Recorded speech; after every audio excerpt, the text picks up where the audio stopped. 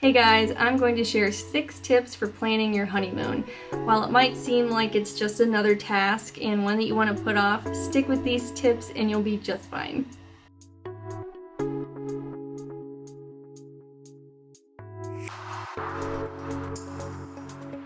So the first tip is start saving ASAP. Budgeting is crucial for the entire wedding planning process, and that includes the honeymoon. So do your best to set aside money as soon as you can and try to set aside a portion for your honeymoon fund every month.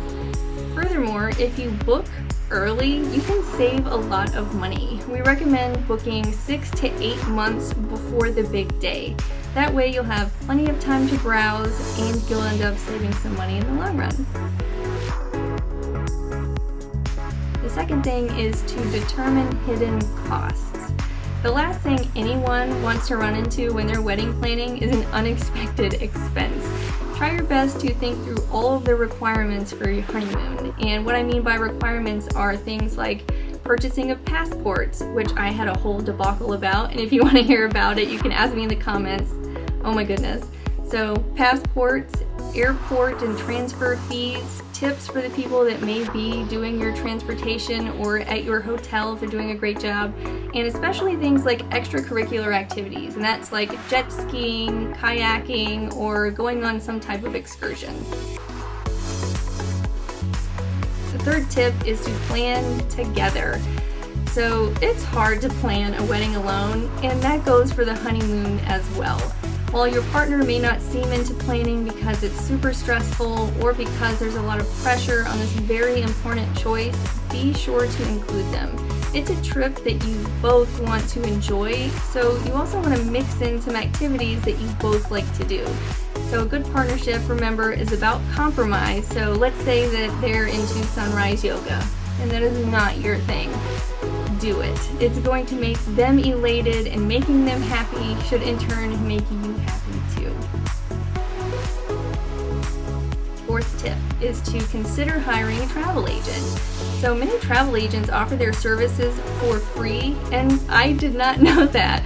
So if you are feeling overwhelmed, or let's say you don't know where to go during the certain time of year that you're getting married, bringing in a pro can be so helpful.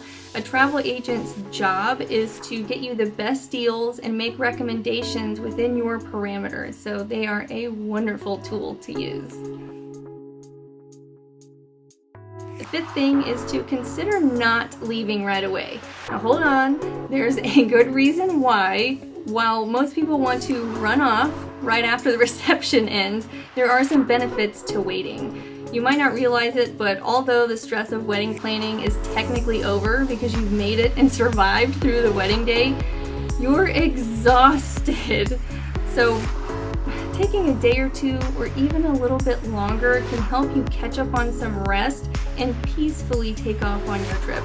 You look forward to this honeymoon for so long, and you don't want to arrive sleep deprived or hungover because you partied a little bit too much. You may just want to wait also before a better time of year. So if you're getting married in late summer, which is very popular going into fall, you don't want to head off to the Caribbean because it's the height of hurricane season. This Floridian girl knows for sure you want to avoid the Caribbean at all costs.